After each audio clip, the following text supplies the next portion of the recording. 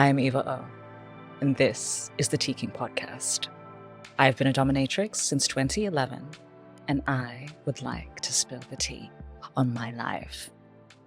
Thank you for listening. Dear Mistress Eva Oh, I'm an artist based in Berlin, where the BDSM scene is quite diverse. Finding my way and trying to understand how I want to exercise kink professionally, I would love to know about your experience and thoughts with gender fluidity within the community. I've been enjoying a lot your podcast.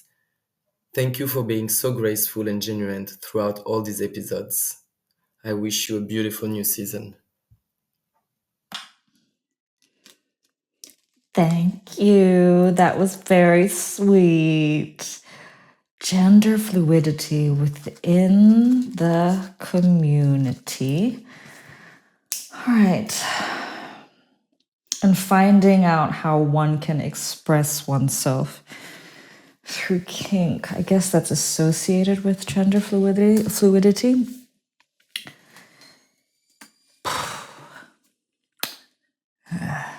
not a small question. But it was so beautifully communicated. So I will indulge now. I mean, I like big questions. Don't know how I'm going to look. Don't know what I'm going to say. But here we go. So gender fluidity. I am so grateful to entering this job, to entering the community, because it's taught me so much about what is possible or how limited things are. And I think that immediately stepping into the dungeon on that first day when I first started back in 2011, there was already like people who were not ascribing to visual representations of the common. And it was like pretty consistently uncommon in those walls. And it was very good for starting to make me shift in terms of what was possible, including gender representation. And so are we going to talk about representation or are we talking about fluidity? We're going to talk about fluidity in this particular case, right? Because that was the word that was used. So I guess if we're going to talk about it in the community, do we want to talk about it on a personal level or a professional level? Do we want to talk about it in session when we're playing with it? Do we want to talk about it about when we are presenting, like, and how we want to market ourselves? I think there's a few ways to kind of attack this, but the initial question was about how do I I'm starting to sort of navigate things, and I want to figure out how to do that. That's not an easy answer, and I think that for me, it's just... but even this answer that I'm going to give you, it's applied to me, yeah? So for me, I am not so harsh on myself in terms of the way that things should be. I kind of go with what feels with less friction for me. So if I would like to post this photo or this stance or this, it's just kind of, it's about what is going to be sustainable for me to keep going with and to release into the world. Like, can I stand behind that? And is that okay for my headspace? Now, I think that is probably useful standpoint for anyone, but to varying degrees. I think some people are able to want to choose a certain branding and presentation that's going to suit however it is. And it might not be aligned with their personal way of wanting to be perceived, but maybe that compartmentalization is helpful for them. And maybe they want to have two personalities in order to segment things, you know? And how you can also do that is to maybe not show full face in one and show full face in the other. I think there's a lot of possibilities of execution here. But I guess essentially, just to recap, I'm very grateful for being in the space of BDSM, because already being able to take a step into that means a certain level of open-mindedness and openness to creativity, and and often a more critical lens on the standardization of things and the potential challenge to that. And I think that's heightened even more when you enter a sex worker space because of the heightened stigma associated. And so I'm very grateful to having that lens. However, when we're working within society's limitations to some extent, when we're advertising, when we want to make a living, we need to, I guess, understand what our priorities are, whether that's earning, whether that's expression, and how those can meet in a way that we are going to be able to maintain on our own psychological sustainable level. And it's going to look different for everybody, I think. And then when it comes to in session, so we're mostly talking about how do we want to present and how I've experienced fluidity to some extent, or how I've opened up to it. And so now let's talk about in session. Yeah. I mean, in session, I think prior to the dungeon, I did come across, some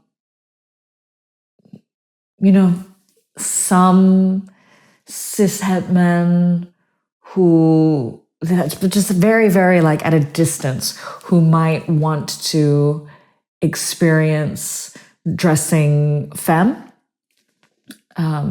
But this is obviously a much more common request within a dungeon wall than outside in your everyday life, when people might have that request, but they're not asking for it. I mean, at the first dungeon that I was in, we had 2 rooms dedicated to, there was a whole wardrobe with very large sizes, and a makeup room, and then there was like a playroom that was like super frilly pink femme 4-poster bed. And so it's like a major facet of an operating dungeon. And gender fluidity within these spaces, I guess I don't overthink it in the context of play and the requests around that experience. I tend to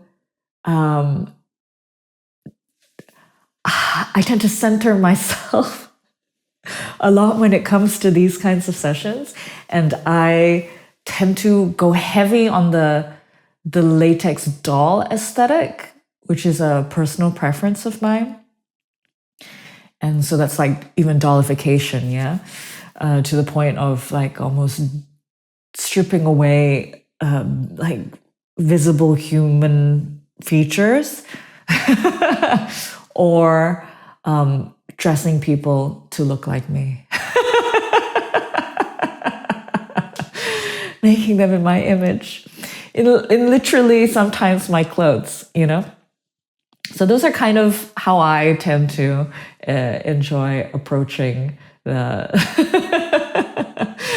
session where we're going to start to play with the femme from a mask, like a usually mask perspective, or in an individual. But yeah, I think it's I guess that also tells you it's about what approach that you think you're going to get out of it, that's going to be the most comfortable, interesting, exciting for you. You know, I can indulge people in the lingerie of their choice, But ultimately, I always end up going towards these two pathways. Yeah, but maybe you are more flexible than I am. So I think that I have come across this question to some extent in my mentoring calls and even sometimes in some of my training. And normally it's the concern around how they want to present and how that's going to meet a profitable business. And I would say that there is incredibly like a diverse market, and niches have audiences, and sometimes in a saturated market that can be quite useful to have that differentiating factor.